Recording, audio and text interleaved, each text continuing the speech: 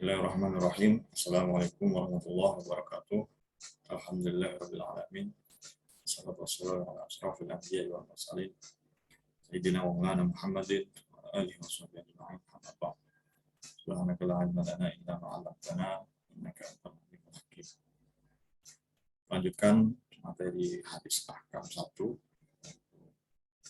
program studi keluarga Islam. Pada kesempatan ini kita akan membahas tentang hadis khitbah, ya, hadis tentang khitbah atau hadis tentang meminang. Nah, sebelumnya kita lalui beberapa hadis, mulai dari anjuran untuk menikah, kemudian bujang sekaligus. Setelah itu hadis tentang sekufu, ya, bagaimana kriteria calon pasangan kita, calon pasangan suami atau calon istri, itu sudah dibahas. Nah, setelah kita mengetahui kriteria tersebut, ya, dan memahami tentang sekufu dalam perkawinan, maka berikutnya itu kita masuk ke tahapan khitbah, ya, itu meminang. Baik, di sini sudah saya siapkan materinya, ya, hadis tentang khitbah, ya. Memang ada banyak hadis, ya, yang berhubungan dengan khitbah. Ini saya ambil satu di antaranya, yaitu tentang hadis khitbah diriwayatkan dari Jabir, ya, sahabat Jabir. Yang pertama tentang takhrij hadisnya. Hadis tentang khitbah dalam bahasan ini itu terdapat di dalam dua kitab hadis, ya, di dalam musnadnya Imam Ahmad bin Hanbal, dan juga di dalam kitab hadis dari Imam Abu Daud. Ini redaksi dari hadis di dalam kitab hadisnya musnad Imam Ahmad bin Hanbal. Bismillahirrahmanirrahim. Haddatsana Yunus bin Muhammad, haddatsana Abdul Wahid bin Ziyad, haddatsana Muhammad bin Ishaq, Daud bin Husain, Al-Waqid bin Abdurrahman bin Sa'id bin Mu'ad, Jabir. Qala Rasulullah sallallahu alaihi wasallam, "Idza khataba ahadakum al-mar'ata fa in istata'a an yanzura minha ila ma yad'uhu ila nikahiha falyaf'al." Telah bercerita kepada kami Yunus bin Muhammad, telah bercerita kepada kami Abdul Wahid bin Ziyad, telah bercerita kepada kami Muhammad bin Ishaq, dari Daud bin Husain, dari Waqid bin Abdurrahman bin Sa'ad bin Mu'ad, dari Jabir. Rasulullah bersabda, jika kalian meminang seorang wanita, mengkhitbah seorang wanita, jika memungkinkan bisa melihat dari wanita tersebut sesuatu yang membuatnya tertarik untuk menikahinya, maka lakukanlah. Ini ada kalimat amar, ya, perintah.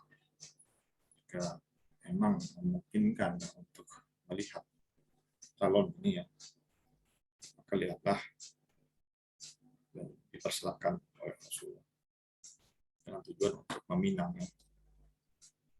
Baik, pertama kita lihat dulu dari sanadnya, ya. Di sini dua hadis, ada 3 jalur.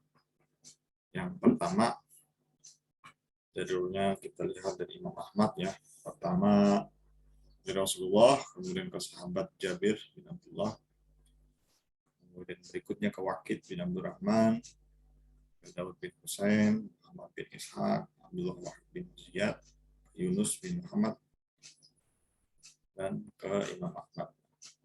Imam Ahmad ini ada 2 jalur. Yang kedua jalurnya setelah Muhammad bin Ishaq ini ke Ibrahim bin Sa'ad, ke Yakub bin Ibrahim, dan ke Imam Ahmad. Sementara Imam Abu Daud juga sama, ya, hanya di bawah sini yang berbeda. Dari Abdul Wahid bin Ziyad itu ke Musaddad bin Musahhad. Ini jalurnya Imam Abu Daud. Dari sini juga kita bisa mengetahui bahwa dari segi kuantitas ini termasuk hadis ahad, karena diriwayatkan di tingkatan-tingkatannya ini, beberapa tingkatan itu hanya satu riwayat saja, satu rawi. Walaupun di bawah sini ada 3 rawi ya, ada 3 ada 2. Kemudian dari segi kualitas ya, ini ada yang menyebutnya sebagai hadis sahih dan ada juga yang menyebutnya dengan hadis hasan ya.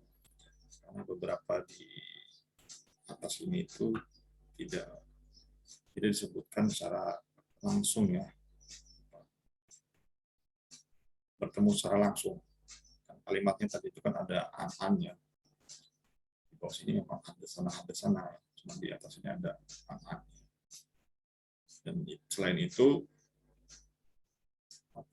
terkait dengan kualitas para perawi ini, memang semuanya ini disebutkan sebagai orang yang dapat dipercaya ya, atau sikoh. Walaupun ada beberapa ulama yang menyebutkan ada perawi yang majhul ya, menurut Imam Ibnu Hajar Asqalani. Itu yang membuatnya menjadi turun kualitas, jadi sahih menjadi hasan. Oke. Selanjutnya kita lihat dari matan hadis tersebut. Khitbah itu berarti meminang ya, dalam bahasa Indonesia. Meminang itu maknanya menurut Mbah Az-Zuhaili ya, ulama tersebut menyatakan bahwa yang dimaksud dengan khitbah adalah mengutarakannya atau menampakkan keinginan untuk menikahi seorang wanita dengan cara menyampaikannya secara langsung kepada wanita tersebut atau kepada orang tuanya atau walinya ya.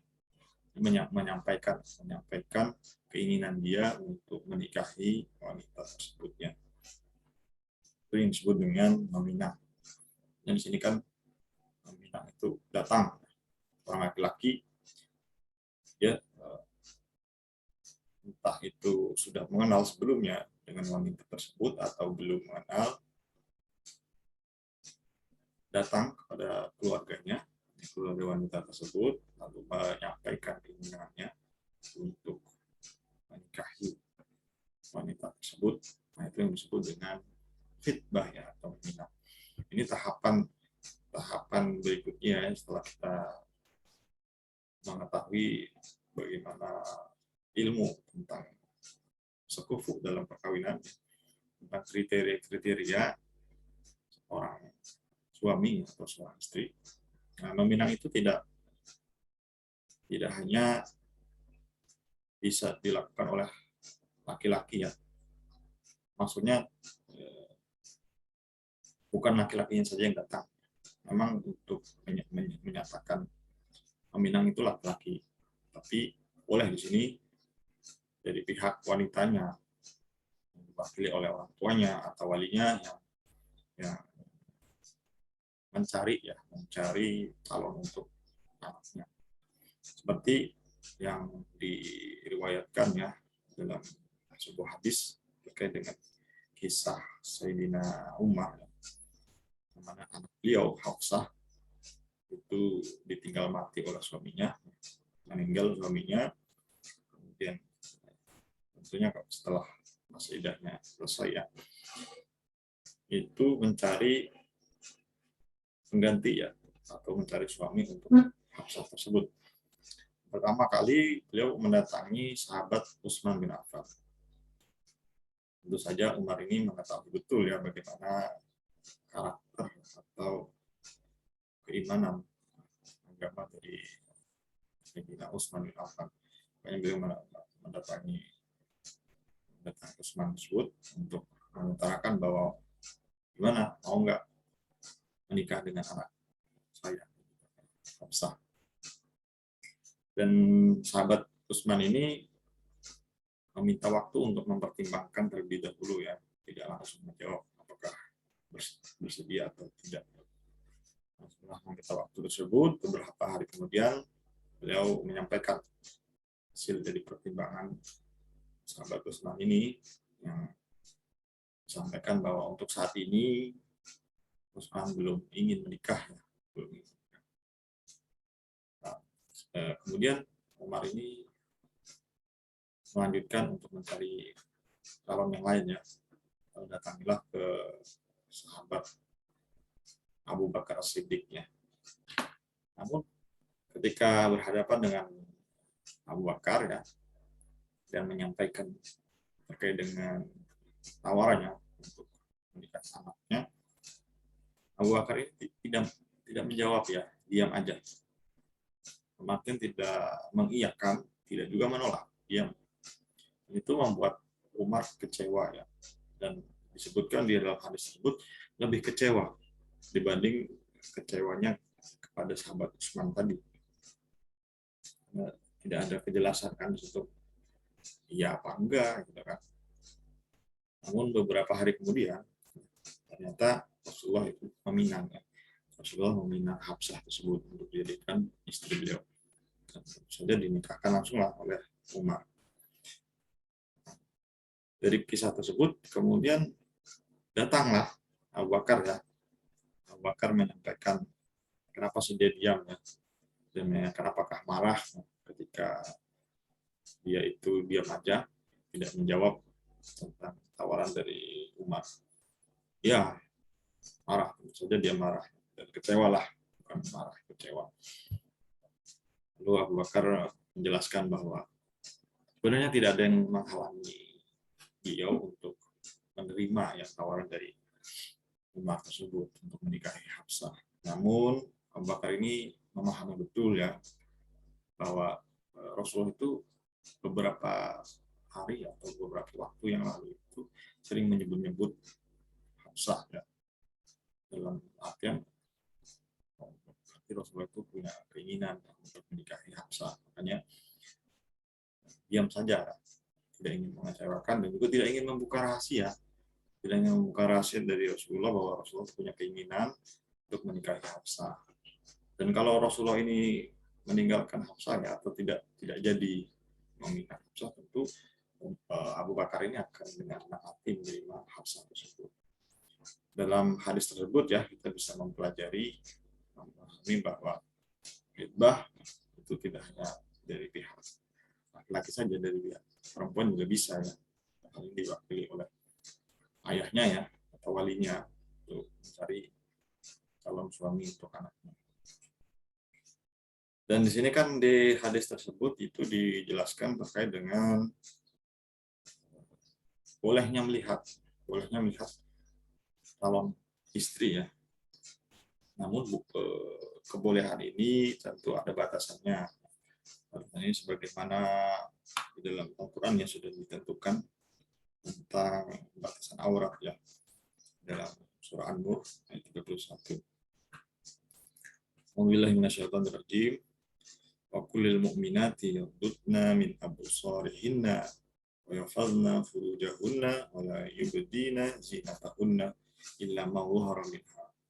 Katakanlah kepada para perempuan yang beriman agar mereka menjaga pandangannya dan memelihara kemaluannya dan jangan menampakkan perhiasannya atau auratnya kecuali yang biasa terlihat. Nah, ini para ulama menyampaikan bahwa terkait dengan ayat tersebut, ya, dan juga hadis-hadis berkaitan dengan aurat, itu yang boleh dilihat adalah telapak tangan dan wajahnya. Telapak tangan dan wajah. Memang ada juga hadis, ya, yang melarang supaya jangan melihat, ya, bahwa melihat sekali itu adalah ibadah, ya, tapi melihat kedua kali itu maksiat.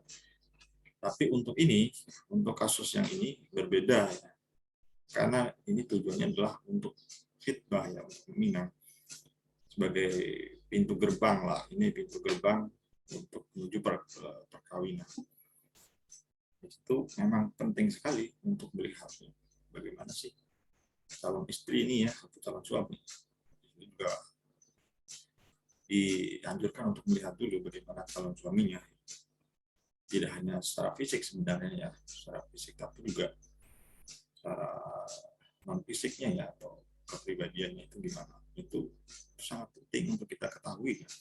Karena ini kan berkaitan dengan kehidupan yang berikutnya ya, dalam artian kehidupan baru lah, mengarungi rumah tangga yang di situ kita akan hidup bersama, hidup berdua bersama. Makanya perlu sekali untuk mengetahui gimana sih calon ini, calon suami atau calon istri, ya, kita serak nggak, kita nyaman atau tidak ya dengan orangnya, atau dalam hati itu cocok lah, sangat pas kayak gitu, sama sangat cocok itu antara dua pihak. Nah, itu karena ketika tidak ada kecocokan di situ, ya, tidak ada Anda tidak disukai, itu nanti akan berdampak ketika sudah menikah. Nah, maksudnya terkait dengan misalnya ada perjodohan ya, ada perjodohan yang barangkali di situ salah satu pihak tidak setuju, ya, tidak menyukai dengan calonnya, itu akan berakibat nanti ketika sudah menikah, nah, akan timbul permasalahan-permasalahan. Dan ini nanti ada bahasannya setelah ini terkait dengan persetujuan, ya, persetujuan mau atau tidak, itu ada nanti hadisnya.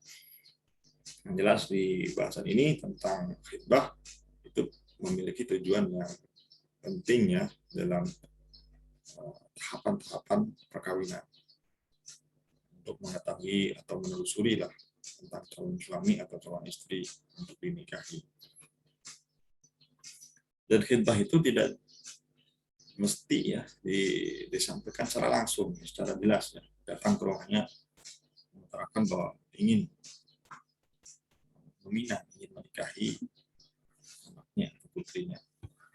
Tapi boleh juga dilakukan dengan sindiran, ya, dengan sindiran. Ini sebagaimana di dalam surah Al-Baqarah ya, 235. A'udzubillahi minasyaitonirrajim. Wala junaha 'alaikum fima aradtum bihi min khitbatin nisa'i aw aknantum fi anfusikum. Alimallahu annakum satadhkuruna kunna walakin la tuwa'iduhunna sirran illa an taqulu qawlan ma'rufa wala ta'zimu uqdatan nikahi hatta yablughal kitabu ajalah wa'lamu annallaha ya'lamu ma fi anfusikum fahdharuh wa'lamu annallaha ghafurur halim. Dan tidak ada dosa bagimu meminang perempuan itu dengan sindiran atau kamu sembunyikan keinginanmu di dalam hati. Allah mengetahui bahwa kamu akan menyebut-nyebut kepada mereka, tapi janganlah kamu membuat perjanjian untuk menikah dengan mereka secara rahasia, kecuali sekedar mengucapkan kata-kata yang baik. Dan janganlah kamu menetapkan akad nikah sebelum habis masa iddahnya. Ketahuilah bahwa Allah mengetahui apa yang ada dalam hatimu, maka takutlah kepadanya dan ketahuilah bahwa Allah Maha Pengampun, Maha Penyantun. Dari ayat ini bisa dipahami untuk sindiran itu berkaitan dengan janda ya, atau yang sudah menikah dan itu sedang dalam masa iddah. Kita ketahui bahwa ketika seorang wanita itu dalam masa iddah, itu kan dilarang untuk menikah ya, dilarang menikah, baik itu iddah perceraian ya, ataupun iddah ditinggal mati suaminya, atau ditinggal mati dalam keadaan hamil ya. Nah, itu iddah-iddah tersebut kan tidak boleh ya, tidak boleh untuk menikah pada masa tersebut. Nah, ini boleh untuk meminang secara sembunyi-sembunyi ya, bukan sindiran lah, secara sindiran, menyindir lah bahwa ya ada keinginan, ada ketertarikan untuk menikahi wanita tersebut. Karena di situ boleh, belum boleh ya, belum boleh secara langsung.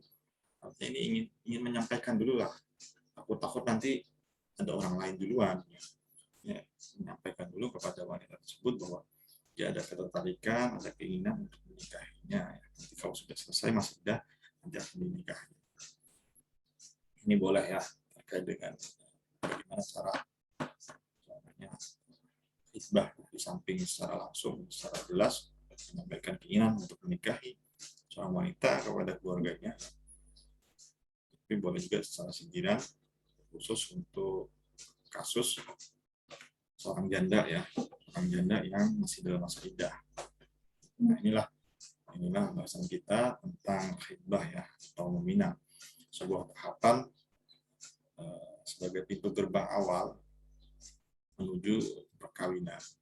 Dan di sini di ketentuan tentang meminang ini juga ketika ada seorang laki-laki yang datang untuk meminang dan kemudian disetujui oleh pihak wanitanya, maka setelah itu tidak boleh ada orang lain untuk meminang dia, karena dia sudah ada kesepakatan, sudah ada persetujuan antara kedua belah pihak untuk menikahi wanita tersebut, kecuali memang laki-laki tersebut sudah menyudahi, dalam artian tidak meneruskan untuk melanjutkan ke jenjang perkawinan, itu baru boleh kita meminang. Tapi ketika itu masih dalam tahapan sama-sama tinggal menunggu waktu saja, itu tidak boleh untuk dipinang, karena sudah dipinang oleh orang lain.